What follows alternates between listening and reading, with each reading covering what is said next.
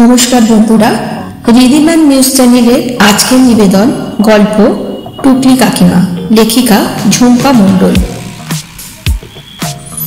আমাদের পাড়ার এক কাকিমা আছেন। পাড়ার কারোর ভালো উনি দেখতে পারেন না। সবার সাথে সামনে হেসে হেসে কথা বললেও পিছন ফিরলেই মুখ বেঁকান। তার নজর থাকে সবসময় পাড়ার সমস্ত মহিলাদের শাড়ির গয়না আর সাজগোজের উপরে। কারোর সাথে দেখা হলে কথা বলতে বলতে হঠাৎ বলবেন, তোমার গয়নাটা বড্ড সেকেলে ডিজাইনের, কোত্থেকে করালে গো?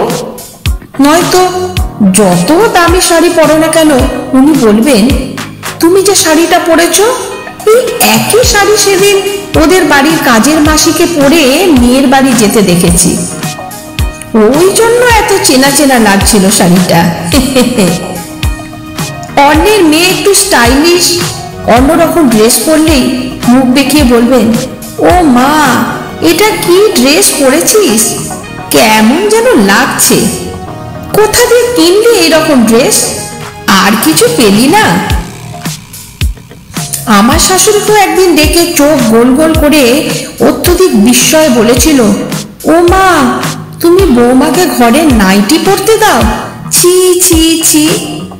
শাশুড়ি অবশ্য পাত্তা দেননি, কিন্তু কিছুদিন পরে খোঁজ করলে দেখা যাবে ওই কাজের মেয়ের শাড়ির মতো শাড়ি সপ্তাহ দুয়েক পরে কাকিমারি ছাদে শুকোচ্ছে।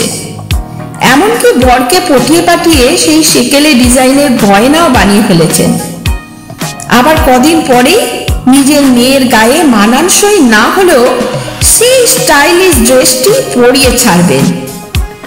এমনকি আজকাল পাড়ার শ্যামের মুদি দোকানে উনি নাইটি পরেই টুকটাক মুদি বাজারও করে নিয়ে যান। তার উপরে আমাদের এখানে পার্লারের মেয়েটা, উনি গেলে বড্ড ঘাবড়ে যায়, যাবে নাই বা কেন, ওর যে তীক্ষ্ণ স্মৃতিশক্তির পরীক্ষা দিতে হয়। সাধারণত সবাই পার্লারে গিয়ে বলে ভি ইউ বা স্টেপ কাট করে দাও। উনি বলবেন, ওই যে পোস্ট অফিসে কাজ করে যে উনি না কি নাম, তার মতো হেয়ার কাট করে দাও, ও তো এখান থেকেই কাটিয়েছে শুনলাম। নয়তো ওই যে স্কুল মাস্টার বিকাশবাবু আছে, তার বইয়ের মতো চুলের কাট করে দাও। আবার এও বলবে, সেই যে ওর বউ বা তমুকের মেয়ে কি ফেসিয়াল করে গেছে সেটাই করো। পার্লারের মেয়েটা গালে হাত দিয়ে ভাবতে বসে তখন, ভোজো ঠেলা। আসলে এমন মানুষগুলো নিজের পছন্দের উপরে বিন্দু মাত্র আস্থা নেই।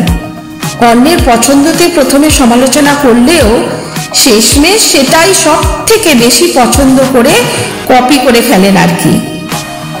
এমনভাবে অন্যের পছন্দকে টুকলি করার অভিনব দক্ষতা তার আছে বলেই পাড়ার সবাই তাই কাকিমাকে পিছনে টুকলি কাকিমা বলে ডাকে।